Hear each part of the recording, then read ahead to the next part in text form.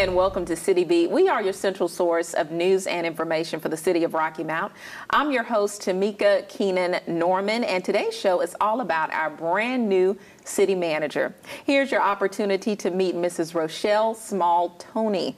Learn about her background, what makes her the best fit for this position in Rocky Mount, and what her plans are for the future of our great city. So stay tuned. This is going to be an exciting edition of City Beat. We'll be back.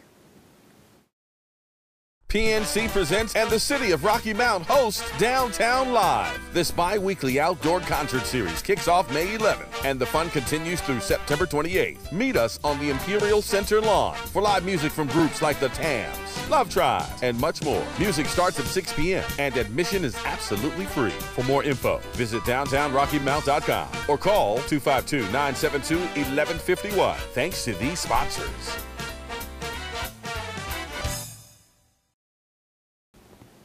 Hello and welcome back to City Beat. We are your central source of news and information for the city of Rocky Mount. And if you're just tuning in, today's show is all about our brand new city manager, Mrs. Rochelle Small-Toney, who's been on the job for a very short period of time, since July 3rd. So she is spanking brand new. She's joining me on the show today. Hello and welcome to City Beat. Well, thank you, Tamika. Yeah, a warm reception for you like a week after you started.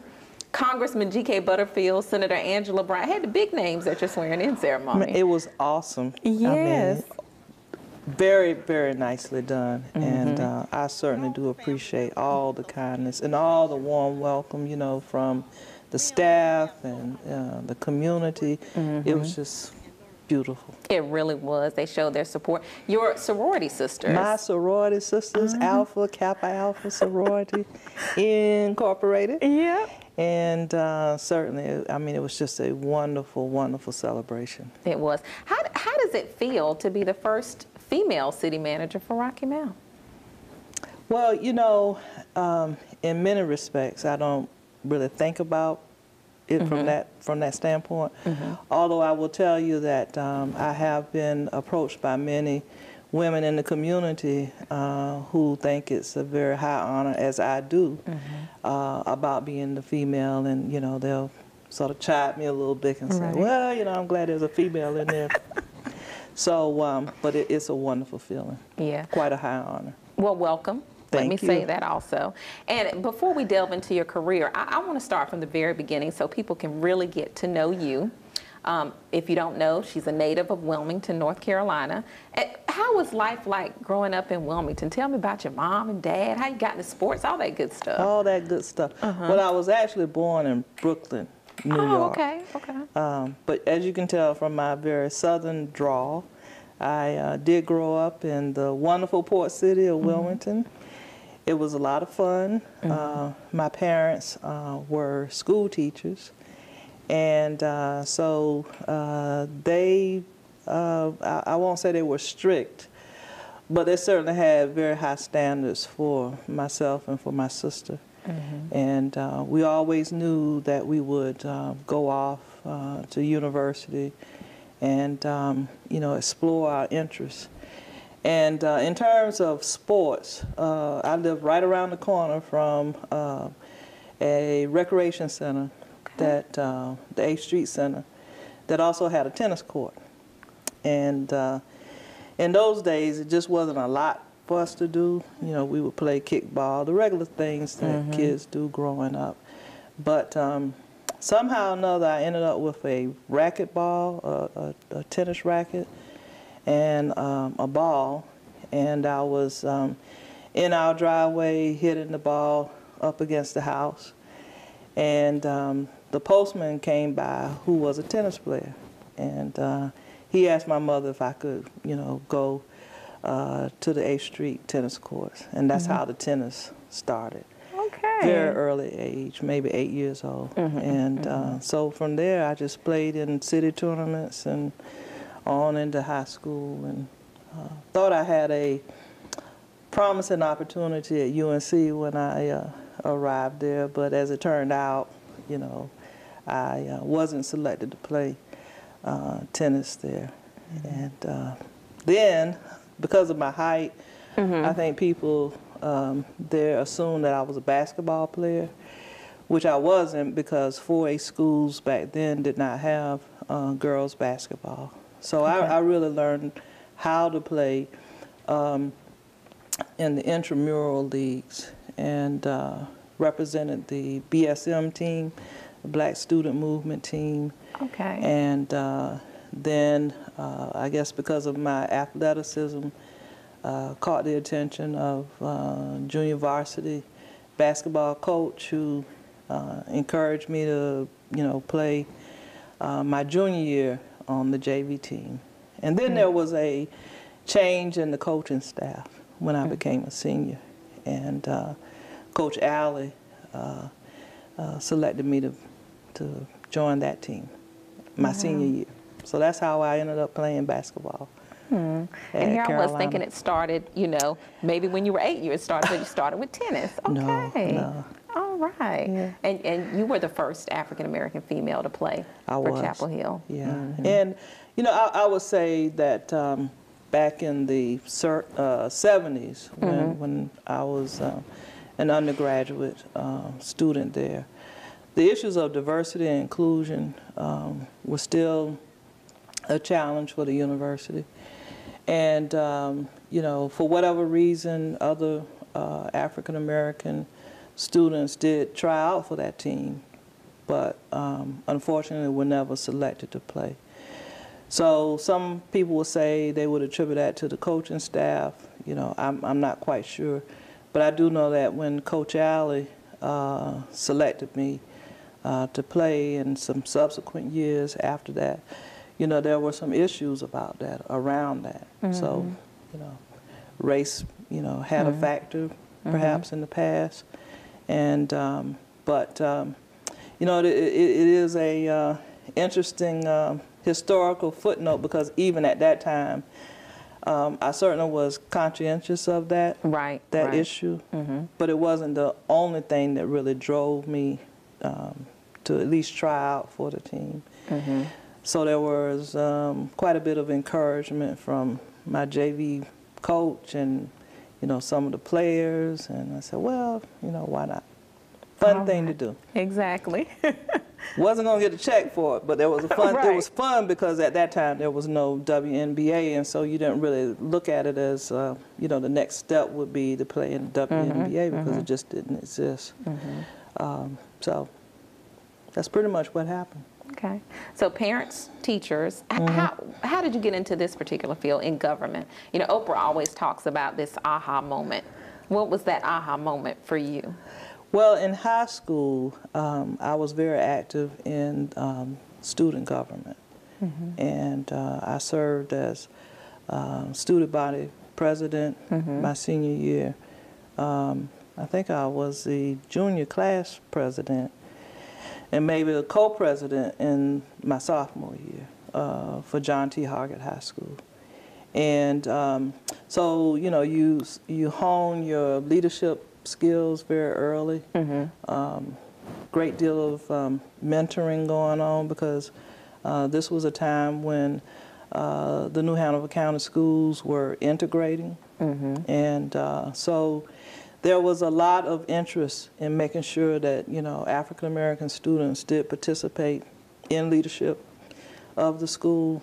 And I was fortunate enough to have had that opportunity to do that. And public service is something that I would say is just in my blood. When I think about my grandfather, who was the first African-American agricultural extension agent in Chowan County many years ago. So public service has just always been a part of my DNA, so to speak.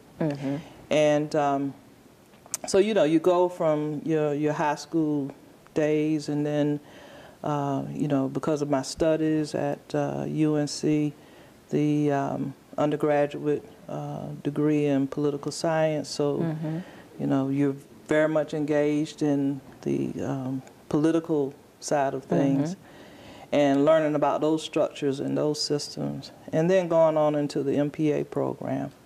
So I think there were many aha moments. as it relates to city management itself, I would share that, so when I was in Danville as an assistant to the city manager, wanted me to go to Petersburg and meet the city manager there. And he sent me on this sort of wide open, I really can't even think what the subject matter was going to be, which was kind of strange to me. Why would he send me from Danville to Petersburg to talk to the city manager about whatever this issue was? And much to my surprise, when I met the city manager of Petersburg, she was none other than Valerie Lemmy, who is definitely a trailblazer, African-American woman, city manager. And that was the big aha moment for me to actually see an African-American female in that role as city manager. And I can truly tell you it was aha. Yeah. And so when I returned back to Danville, I understood after talking to him why he sent me there. And he sent me there for that purpose, you know, so that I could see that, oh yeah, you know, this could be a career track for you. And so from that point on, it solidified my interest in becoming a local government manager. And even before then, I was preparing for it from my tenure in human resources and then over into the budget shops. So my thought was, if you are versed in human relations, if you're versed in human resources, if you're versed in finances, then you can pretty much manage a city. And I think he must have thought a lot of you to say, hey, go here, meet her, and have that aha, experience that aha moment. He did. He really did. He wanted me to aspire to be and become all that I, really could be, and to know that there's no limitation. You know, you have to just work hard, but there's really no limitation. And so shortly thereafter, he did promote me to assistant city manager. Wow. Fast forward to now, it's been 34 years that you've been in local government. Does it feel like, 34 years is a long time. Does it feel like that? No, it really doesn't, because it's been very fast-paced. In some ways, it's been a blur. You know, so when I put all those experiences together, it really doesn't feel like, 34 years. A lot of experience. You talked about budget, human resources. I want to talk a little bit about your role as deputy city manager too. And the interesting thing is that you were project director for that minor league baseball stadium that's coming to Fayetteville.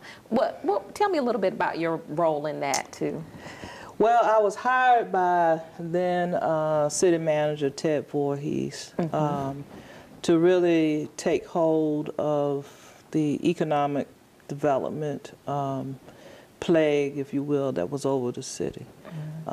Very stagnant in terms of small business development, in terms of revitalization of the downtown area and the Murchison Road corridor, which leads right into Fayetteville State. So if you know anything geographically about Fayetteville, Murchison does intersect Hay Street. Is divided by the Rowland Street Bridge, but if you were to draw a line, it would, intersect right there on Hay Street. Let me interrupt you and say, go Broncos, because I graduated from Fayetteville State. Now, proceed. Go Broncos? Yeah. Okay. Well, good. It's a great university, by the way. And so my charge from the manager was to come up with a plan for that area to give it an economic boost.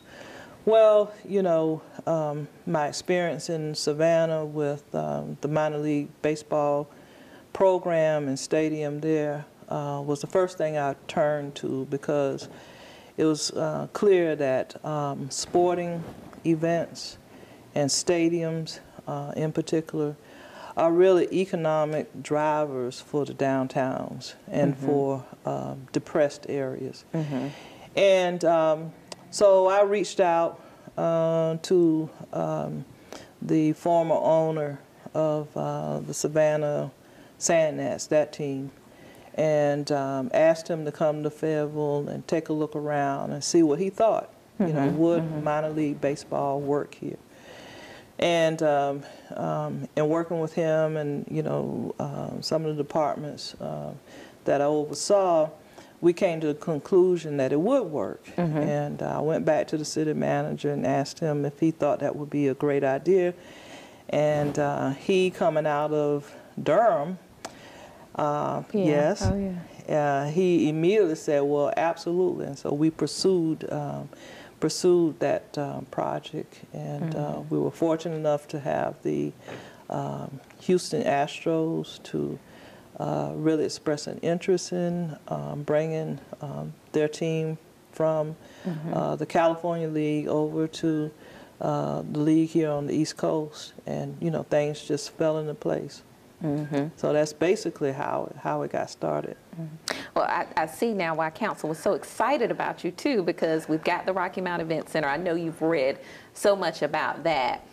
What were your initial thoughts about that center and how it's going to help our area to grow? Okay. Well, my initial reaction was yes, you know, because it has just been proven over and over again in many communities that special events, sporting events in the downtown, it is a draw. And you have to be really conscientious about where you put projects like that, where you make your investments. And thus far, it is pretty clear that they do draw people to the downtown. And while it's important to have cultural events and arts and things like that, but when you couple that with sports, then you really have quite an opportunity.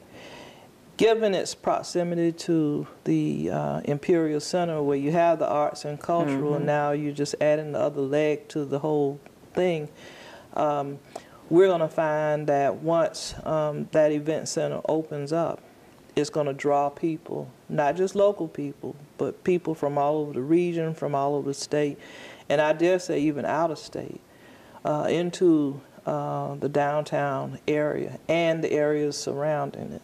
So my reaction was, yes, great place for it to be, and really a really good center that's being developed there. Okay. So you mentioned Imperial Center. Where else have you visited? How have you already kind of acclimated yourself to Rocky Mount? Well, I can still slip around town and not be noticed. Right. So I certainly take advantage of that. But I've been to a few of our partner meetings. I've visited a Rotary Club. I've been to one of the business after hours by the Chamber of Commerce. Okay. So, you know, I'm moving about outside of City Hall a little bit more now, and meeting the employees of the city, which I certainly enjoy doing that. And so things are starting to fall in place, just as we thought they would, actually. What's your impression so far? I love the place. I mean, I really do. And I think it's a great time to be in Rocky Mount. Not so much as you know, the leader of the organization, but just as a resident of Rocky Mount. I really sense a vibe of we have something to be proud of here, and I think it's contagious. You know, you mentioned the 34 years, and so after a while, you kind of want to tamper it down a little bit, and so being in a community now where, you know, there's not a lot of traffic, you know, pile-ups and people dotting in and out, you know, some of those things you just take for granted. And but when you come to a community like this with its natural beauty, this vibe of, you know, we're moving forward, you know, look at us, we're doing great things here. Yeah, I'm very honored to be here. So the future of Rocky Mount, I know you've got a lot more assessing to do, learning to do, but what do you think your immediate goals are, say within the first 90 days or so? Well, of course, getting to know the organization and understanding our challenges, also understanding the various communities, the various neighborhoods and their needs, and you know, how we can best serve them. I think in the first 90 days, it's all about just getting to know more about, you know, where you are. People get an opportunity to know who I am. But looking forward, very concerned about positioning the city for this new expansion and explosion of growth. And growth, of course, is a great thing. But we want to be well prepared for the growth. So we don't want it all to come at one time and then everybody's like, oh my God, what are we going to do next? And so just making sure that I can help the council lead us through that growth process and strategically place the city where we need to be. We can take sometimes for granted things that are important, like how do we help developers? How do we help the neighborhoods that are going to be impacted by even the downtown event center when it comes online? So just talking through some of that, how do we incentivize and sustain the small business community that's here? You know, make sure they're not overrun by all of this as well, that they're prepared for it.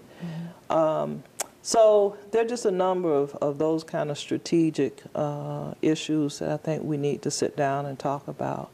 And then it makes it easier to translate what the expectations of mayor and council are to the leadership team, who then can translate that throughout the entire organization.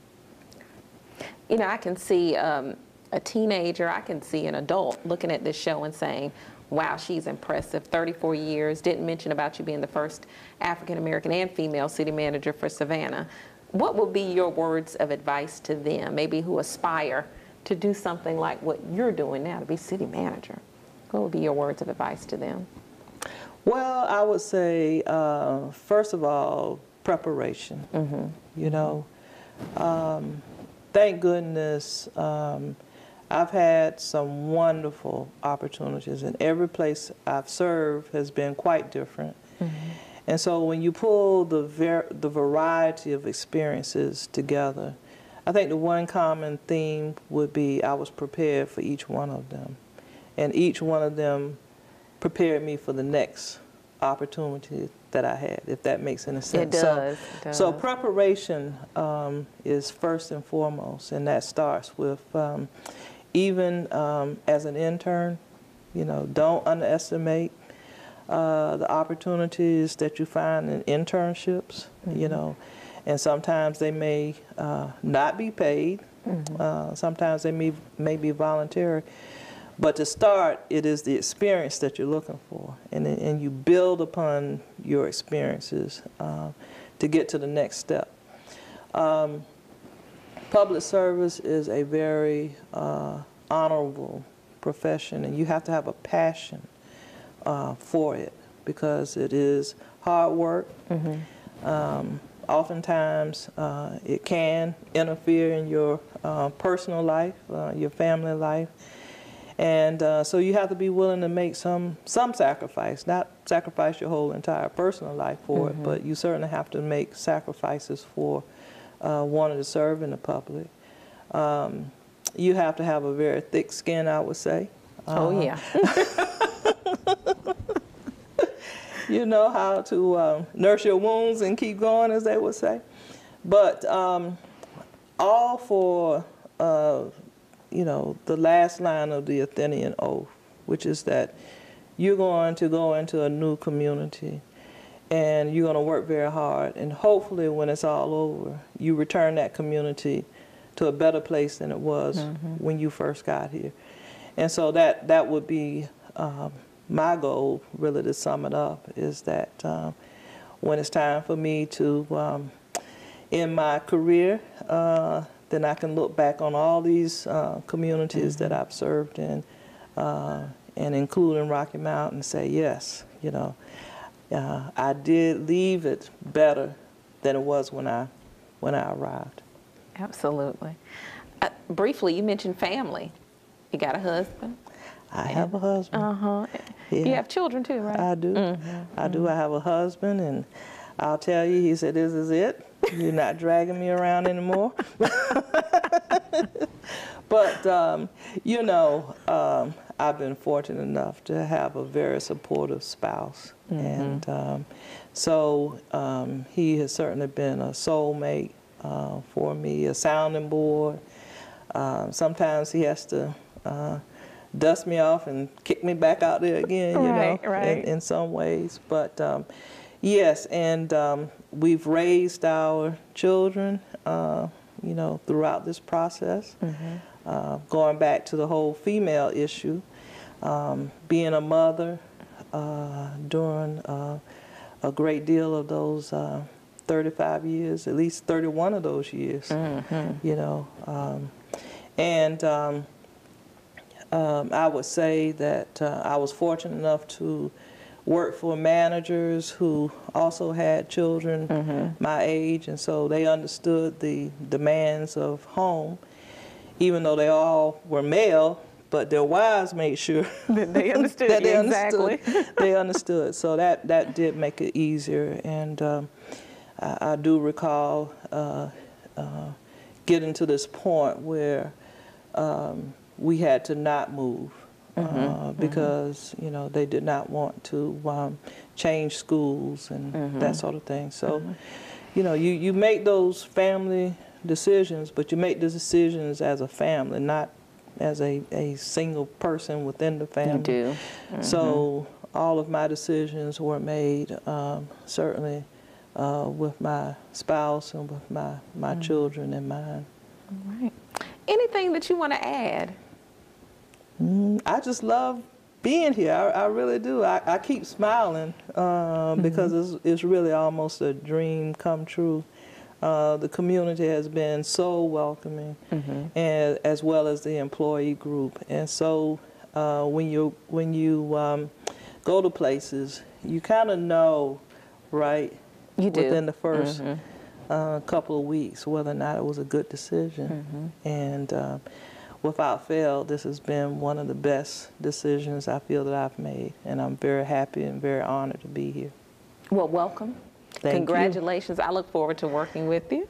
Same here. And thanks so much for being on the show. Absolutely. All right. Thank you. And thank you for tuning in as well to another edition of City Beat. I'm your host, Tamika Keenan Norman. We'll see you next week.